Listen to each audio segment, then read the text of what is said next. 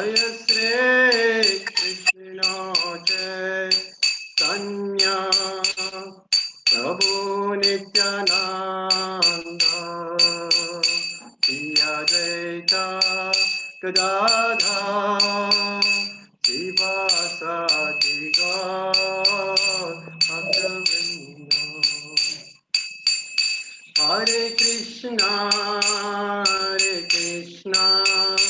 Krishna Krishna Hare Hare Hare Rama Rama Rama Hare Hare Hare Krishna Krishna Krishna Hare Hare Hare Rama Rama Rama Hare Hare Hare Krishna Krishna Krishna Hare Hare Hare Rama Rama Rama Hare Hare Hare Krishna Krishna Krishna Hare Hare Hare Rama Rama Rama Hare Hare Hare Krishna Krishna Krishna Hare Hare Hare Rama Rama Rama Hare Hare Jaya Prabhupada Jaya Prabhupada Jaya Prabhupada Jaya Prabhupada Jaya Prabhupada Jaya Prabhupada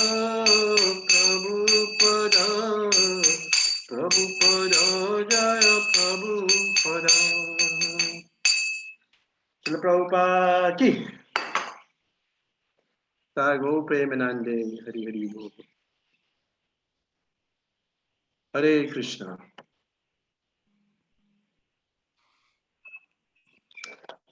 So we can start Paramatma, or is it okay? Hare Krishna, Prabhu, please. We welcome you. Hare Krishna. Thank you so much for joining us. Yes, thank you. Hare Krishna, but yes, we welcome you, please. So thank you very much. So I thought we'll read a verse from the Bhagavad Gita. And we could discuss a little bit about the holy name, if that's okay. But feel free to ask questions and we will have a discussion. We'll have a discussion and then, we'll take it from there. Let's see how long we can go. I know you'll have an hour or so it's fine. So let's see what we can do in an hour's time. Hare Krishna.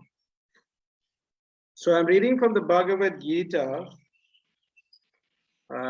chapter 8, text number 5. 8 chapter, text number 5. I'll just read that particular verse. Antakala chamam eva smaran mukta kalevaram ya prati sumadbhavam yati nasti atra samsaya. And whoever at the end of his life quits his body remembering me alone, at once attain my nature. Of this there is no doubt. Purport by His Divine Grace A.C. Bhaktivedanta Swami Prabhupada. In this verse, the importance of Krishna consciousness is stressed. Anyone who quits his body in Krishna consciousness,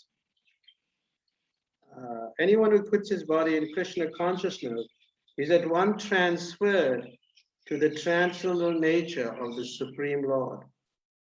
The Supreme Lord is the purest of the pure.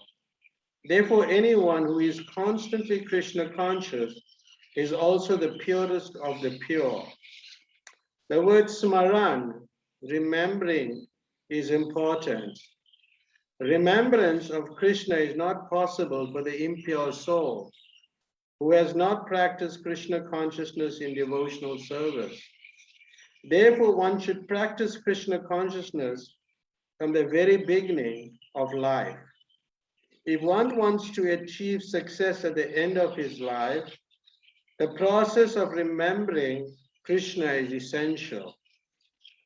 Therefore, one should constantly, incessantly chant the Maha Mantra, Hare Krishna, Krishna Krishna, Hare Hare, Hare Rama, Rama Rama, Hare Hare. Lord Chaitanya has advised that one be as tolerant as a tree, taroreva sahisnena. There may be so many impediments for a person who is chanting Hare Krishna. Nonetheless, tolerating all these impediments, one should continue to chant Hare Krishna, Krishna Krishna, Hare Hare, Hare Rama, Rama Rama, Hare Hare. So at the end of one's life, one can have the full benefit of Krishna consciousness. The next text is also important, but I'll just read the Sanskrit in English. Yam yam vapi smaranam bhavam tyajata anti kalivaram tam tam evati kuntaya sadatad bhava bhavitaha. Whatever state of being one remembers when he quits his body, O son of Kunti, that state he will attain without fail. So the verse again, the fifth verse, and whoever at the end of his life quits his body, remembering me alone, at once attain my nature. Of this there is no doubt. So this is a very important verse in the Bhagavad Gita. And we kind of gone through this verse over so many times, but there are some points that we can discuss more. Now, just looking at this verse and the purport, what really struck you from this, what we just read? What did really strike you? Anybody like to say?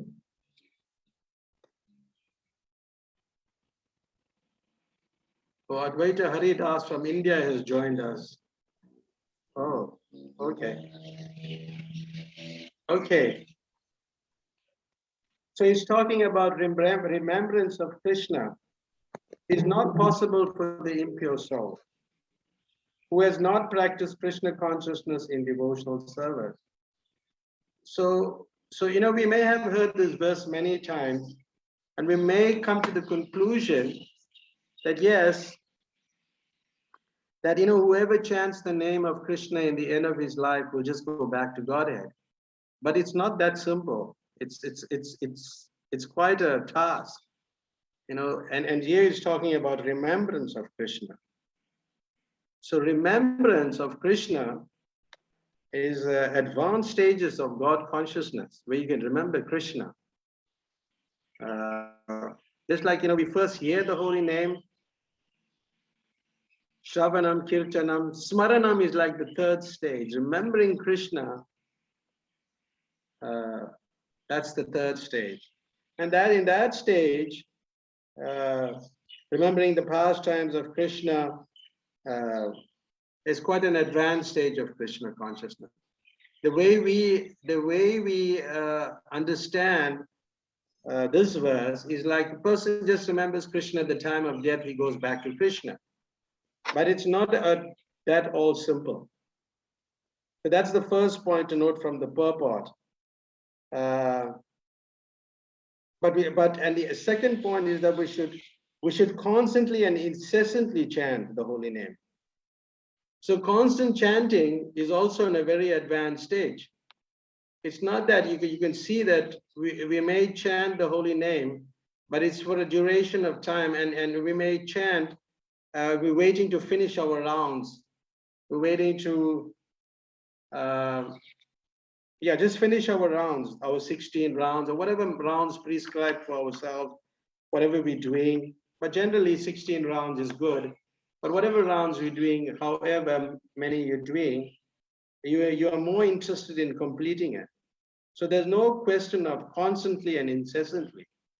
Those are highest stages of Krishna consciousness. So I'm just pointing out that it's not that easy to go back to Godhead, and there may be many challenges down the line. And Prabhupada also says the Supreme Lord is the purest of the pure. Therefore, anyone who is constantly Krishna conscious is also the purest of the pure. So we have to take into consideration these few points from the purport itself and the second text in the consciousness we're dying in. Now, you may have experiences of people leaving the world, and in the end maybe saying Krishna's name. That's also possible. But death itself, when the soul leaves the body, at that point, what the person is remembering is crucial and important. It's quite crucial. And remembrance in the case means, really remembering the pastimes of Krishna. It's not just hearing the holy name, but it's you come to the level of remembering Krishna's pastime. Then you can be transferred to the transcendental nature of the Supreme Lord. Now I'll stop here. Does anybody have any questions they would like to ask at this point? We can continue. Paramatma Prabhu? Anybody? I'm enjoying it. Thank you. I'm really enjoying the nectar. Thank you so much. Okay, now fine. So I just raised those points to bring a discussion, because in our understanding, in most cases, we think, oh, he chanted the holy name, he's gone back to Godhead. But it's more than that. And the second text, the other text is that it's talking about whatever state the person is in when he quits his body. And Prabhupada writes there, he talks about Bharat Maharaj, he talks about the deer. And those are interesting points that Prabhupada makes in the purport. That for Bharat Maharaj, he had to give up the whole kingdom, and he gave up his whole kingdom. What a sacrifice! And goes to the forest and get attached to the deer. So you can see that you can renounce in one end. There's renunciation. Or Rupanuga is doing that. Okay. Rupanuga Prabhu Hare Krishna. So on the one hand, there's so much opulence one give up and then get attached to a deer. And attachments are very deep. Even when you're chanting Hare Krishna, there may be so much deep attachment to other things. Do you experience that, or are we on the level of pure chanting? That's my question to you. Anybody could explain? Hare Krishna. There's Sudama, there's Charalika. Hare Krishna, Raghunath. Yes. I just had a thought about this point. It was mentioned in the Japa retreat, Drakensberg Japa retreat in 2009. Yes. What you just mentioned, the point about as we are chanting, it seems contrary to what we're doing, but when we're chanting, like more of our past attachments, material desires, etc., start surfacing. Like things that you never thought you would think about, they come to the forefront of your mind. Yes. While chanting. I just wanted to mention that. Oh, yes. Okay. Yeah, that's a good point. Like even now we're talking about Bharat Maharaj, that he gave up his kingdom and he's got attached to the deer. So those attachments are very deep, it's very subtle, and it'll come up to the fore. But then one has to be, the Harinam Chintamani explains the process of careful chanting. How one can chant very carefully, which is described by Bhaktivinoda Thakur. One of the the biggest problems in chanting Hare Krishna is inattentiveness. And inattentiveness, can be considered as it's negligence. But Bhaktivinoda Thakur gives a word called pramada or madness. It's like you're calling Krishna and then you go away. One is calling Krishna and then the person leaves the arena. So inattentiveness is very, very dangerous. And we have this experience. Now, going back to Bharat Maharaj, he left the kingdom and got attached to a deer. There are reasons, there are good reasons one have that one can give of Bharat Maharaj's failure. The one, he was on the level of bhava, a very high level of Krishna consciousness, on the level of bhava, but he still fell down from the process. He still fell down. The reason is that whilst in the forest, he didn't have senior association. So one of the things of chanting Hare Krishna purely is to associate with saintly sadhus who chant purely. That is one of the ways you can chant purely. So when Prabhupada is mentioning that we have to chant, Krishna is the purest of the pure. So how do we come to that level? And the second thing is that it means that the person was on the level of bhava and he still fell down, meaning that one can still fall down from that highest level. So what was the reason for him to fall down? The reason was, you can only allude to that if somebody comes to that level, it must be Vaishnava Aparad or offenses to a devotee.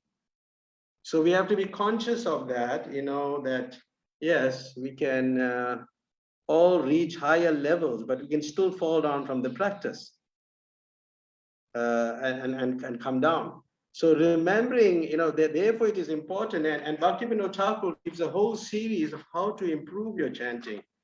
Just like he talks about careful chanting. In one of the pages, I can't remember where, but let me just quickly pick it up.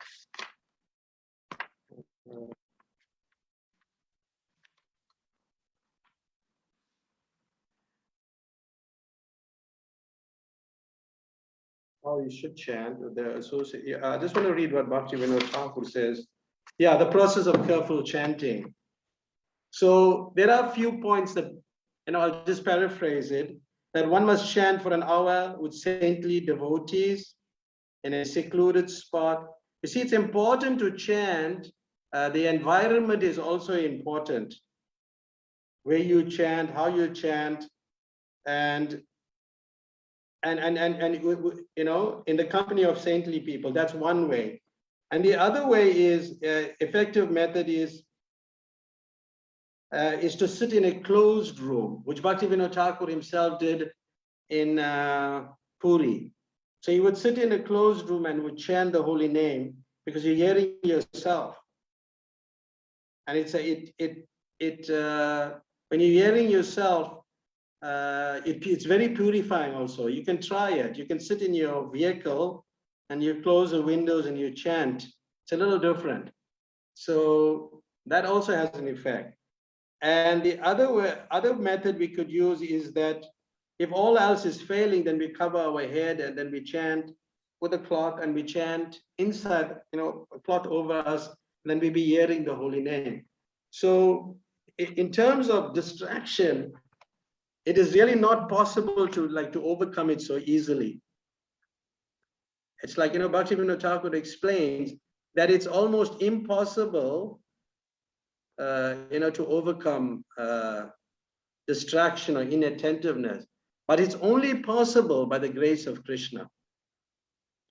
Because when inattentiveness come up, as Sudama was pointing out, that various things pop up. And one of the things that pop up that is mentioned by Bhaktivinoda Thakur is the craving for wealth, women, position, cheating. All these things come up. And you'd find that even when you're chanting, these things are popping up. So as this happens, all these attractions, and it covers the heart. So as it covers the heart, then the one loses the taste for chanting, the interest in chanting. So therefore, it is recommended that one observes the festivals like Ekadasi, Janmashtami, all these different festivals helps to eradicate this inattentiveness, this interest, that we have, this mode of ignorance. So that's what Bhaktivinoda Thakur is recommending. So we have to do that. Is that okay? Hare Krishna. We have a hand raised up. Yes, who's that? I didn't see. His Grace Mukunda Data Das. Yes, Mukunda, Prabhu. Hare Krishna, Prabhu. Just one question. In the Srimad Bhagavatam, Canto 6, Chapter 2, Text 14, there's this verse, Sanketyam Parihasyam Va, Stobam Helanam Eva Va, Vaikunta Nama Grahanam Asheshagaharam Vidu. The translation goes, one who chants the holy name of the Lord is immediately freed from the reactions of unlimited sins, even if he chants indirectly to indicate something else, jokingly, for musical entertainment, or even neglectfully. This is accepted by all learned scholars of the scriptures in relation to the life of Ajamil. He chanted the name of Narayan, but he wasn't calling his son, but still he got the benefit at the time of death. Okay, so you read that 6 to that, that's 6 to 14, you said, eh? 6 to, I'm looking at it. 6 to, what did you say? 6 to? 6 to 14, Prabhu. Right, 6 to 14, or it was 13 that was. Okay.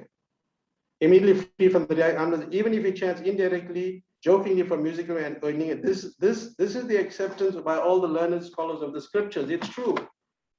This is there, but this is not on the level of pure chanting. This is on the level more of Namabhas. It's like, like when you quote Ajamil, this is a very interesting discussion. Ajamil was not chanting on the level of Sudanam, pure chanting. That was not the that was not the case. But Prabhupada writes an interesting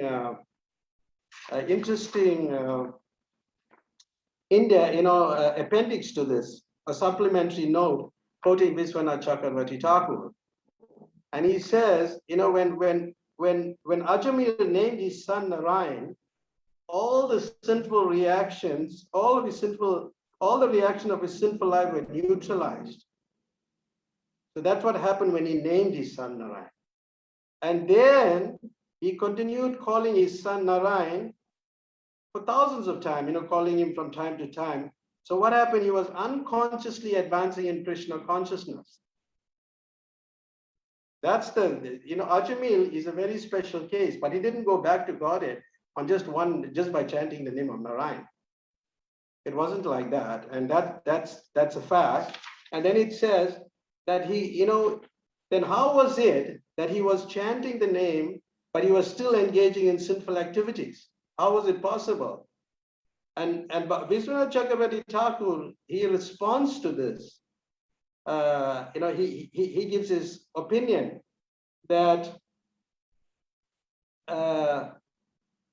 one who continues to act sinfully and tries to neutralize his sins by chanting the holy name of the Lord is a nam aparad, is an offender of the holy name. Just like if you know you are sinning and you think, well, I'll chant the name of Krishna and I'll neutralize it, that's an offense. So that's the 7th offense. When one is chanting the holy name of the Lord and engaging in sinful activities on the strength of chanting the holy name of the Lord. So in the case of Ajamil, he was not doing that. He was not doing that. He was not doing the 7th offense. So in his case, he was, he reaped the benefits of chanting his son's name and Narayan. But then he was, the Vishnu Dutas and the Yama Dutas, well, the Vishnu Dutas were there, the Yama Dutas were there.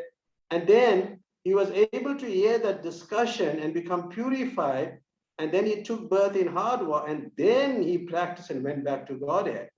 But it's not on this one instantly because he chanted Narayan, then he went back to Godhead. That was not the case. So we have to look at that very, very carefully. Okay, is that okay? Prabhu, there's another comment from her Grace Shama Balabi Devidasi. Yeah, yes, Shama Balavi. The comment is in the chat box. She said, Hare Krishna, dearest Raghunath Das Prabhu, thank you for this wonderful topic. Guru Maharaj, His Holiness Bhakti Chaitanya Swami, mentioned how people who are sinful in their lives and how they get to chant the holy name at the end is a cheating way. They haven't really practiced Krishna consciousness, but want to experience the benefit at the end of their lives. Okay, there's a comment. Yeah. Okay. Yes, yeah. Thank you for that. You see, what I quoted from, from what Prabhupada has said, and he quoted Vishwanath Chakravarti Thakur in these instances. Chanting is quite a science. It's a science, and the attachments are like kind of very deep. And this is what we're discussing here. Anybody else would like to say anything before we, Babs or Ashmika, Advaita Hari? Haribol, Yes, Haribol? am I on, Prabhu? Yes, yes. First and foremost, Raghunath Prabhu, I want to thank you immensely for giving this class. It is very, very interesting. I think, Prabhu, what you just said was of cardinal importance, because you alluded to the fact that there is no guarantee that by chanting the holy name, that one can go to the spiritual world. Am I right in saying that? Yeah, the consciousness you chant is important, because that's a good point. Yes, Yeah. carry on. And then, Prabhu, also, if I may add, also we might get cheats, we might get, at the time of death, people who are hankering after wealth, that all of that will take precedence over chanting, because one who's hankering after money, one who's, I think it's very, very interesting. And what the other Prabhu has alluded to also about the verse in the Srimad Bhagavatam, I think, yeah, there too, I think, is it fair to say that we cannot look at a verse in isolation per se? No, correct. That's true. So that is why, but anyway, I must also add that it's very, very interesting. And I want to thank you immensely. That's what I have to say. Thank you. Hare Krishna. Okay. So you raised the point that yes, people will be attached to their wealth, or the other thing that pops up, and that's very true. And Bhaktivinoda Thakur says that one may be chanting the holy name even at the end of one's life, but it's just words. It's just words. It's not the mantra. And Prabhu, Prabhupada, sorry. I'm so sorry. After you, Prabhu. Carry on. Carry on, Babs.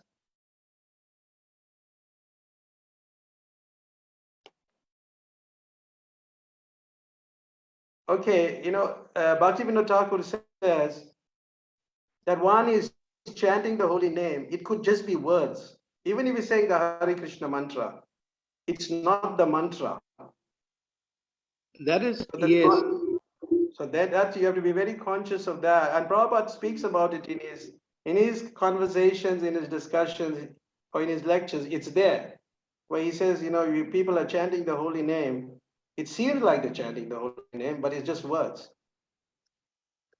It's an interesting thing, just like the consciousness, somebody who's not even,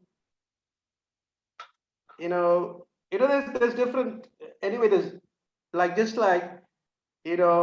harmony. Harmony means, it's like two syllables, ha, hari, and I. It becomes hari. So it's separated. There's words that separate the name of the Lord. One certainly benefits, but not to the point of pure chanting. It's not pure chanting. So that's what we have to look at. Pure chant, Sudanam is where one is experiencing Krishna.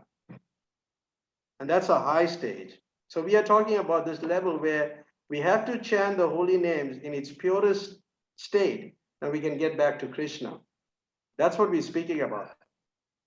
So these other aspects, when a person like he goes in the shop and he says, "Oh, give me Rama Batta."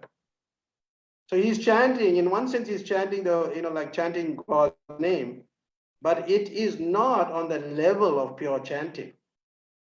It's not with any understanding, that this is Krishna's name. This is the name of Krishna. Ram is also the name of Krishna, or Balaram, or Ramchandra. So, he's not chanting on that level. This is what we're talking about when Prabhupada speaks in this purport.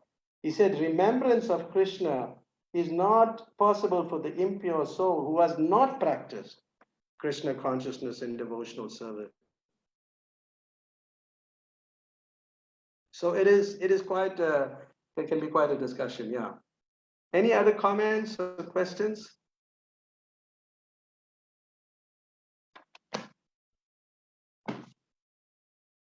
Just like, when we're chanting, I don't know if you could see me. Prabhu, there's another comment in Batta, Prabhu. Advaita Hari. He's from India, Mumbai. Yeah, And also Babs Prabhu like to say something as well. Okay, we'll listen to Advaita Hari first, I think. Okay, thank you. all right. Prabhu, actually, I was wondering, today only I was discussing with a devotee, my devotee was speaking today we were speaking how in relation to what you're discussing now, connecting the both the discussions, we were discussing how devotees get distracted due to the other spouse who's having a lower who's having lesser faith in Krishna consciousness that way. So one thing which we were discussing, that if the particular devotee is having focus on guru and devotees also, so that way, because many times what happens is that once, if one is not keeping Guru Sadhu Shastra, if one is not going as per Guru Sadhu Shastra, okay, then it'll be very likely that the person will end up, following his wife's version of Krishna consciousness, or his or the wife will start following the husband's version of Krishna consciousness, and then how holy name takes effect. That's my question in such a situation. Sorry, what? Can I just mention the last part again? In such situation, how does holy name take effect? You don't have Guru Sadhu Shastra in the center. Okay, you're having focus on Krishna, but you don't have a implicit faith in Guru Sadhu or Shastra, and you don't have Diksha. It doesn't work. No, it doesn't work. No, it doesn't work because see, our process is the Guru, Sadhu, and Shastra. That is important, like a tripod. Like how you have a tripod stand. If you're looking through a telescope, or a telescope, then you trying to enhance the vision of what you're looking at, right? And those stands are those three legs. Those three legs are like the Guru, Sadhu, and Shastra to enhance the vision. So if one is doing it without that, then it doesn't have that much effect. If you see, the mantra has effect. It's mentioned in the scriptures that mantra has effect when it's given by the sadhu, when it's given by the guru.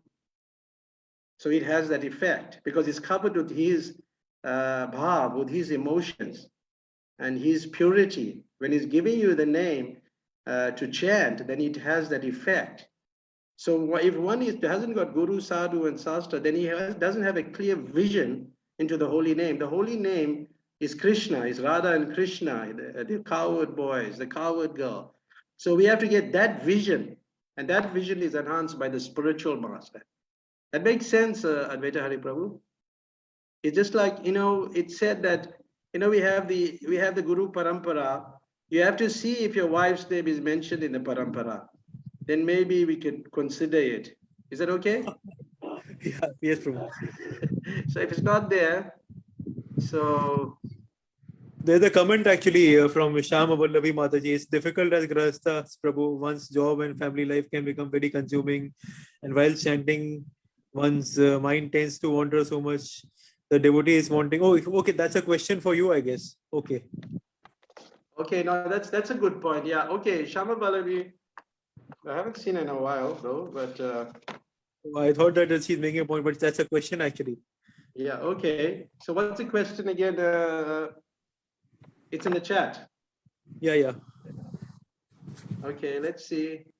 It's difficult for grihastas. Difficult as grihastas, Prabhu, one's job and family life become very consuming. And while chanting, one's mind tends to wander so much. The devotee is wanting to chant without distraction, but distractions are there. Does that mean one is offensive? Well, Bhaktivinoda Thakur speaks about inattention is the worst one from everything. So, you have to pull your mind back. And that was I was going to just demonstrate, is that when you are inattentive, can you see me, all of you? Are you all able to see me? Yes, Prabhu. Prabhu. Clearly, Yes, Prabhu. So I have my beads, and one of the things, like, I know it's very difficult. Like Shama Vallabhi Mataji has two daughters you have, isn't it? I think two. So it's difficult. You have to worry about the children, the family members. Then you'll be doing your shopping, you'll be doing so many things. You'll be thinking they have to go to school, what they're going to take for lunch, and so many things you'll be doing while chanting Hare Krishna. And that is one of the biggest problem in chanting. And when one is inattentive, that's the worst thing. It's probably the worst thing, because inattention leads to all these other offenses. So when you become inattentive, then you will start blaspheming devotees, which is the first offense, which everybody knows. So your mind wanders very much. So you have to bring it back.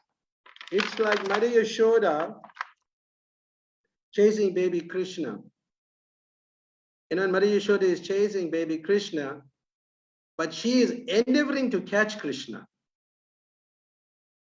But when she catches Krishna, she binds him. So the mind is like that. The mind is always running away. So you have to bring the mind back.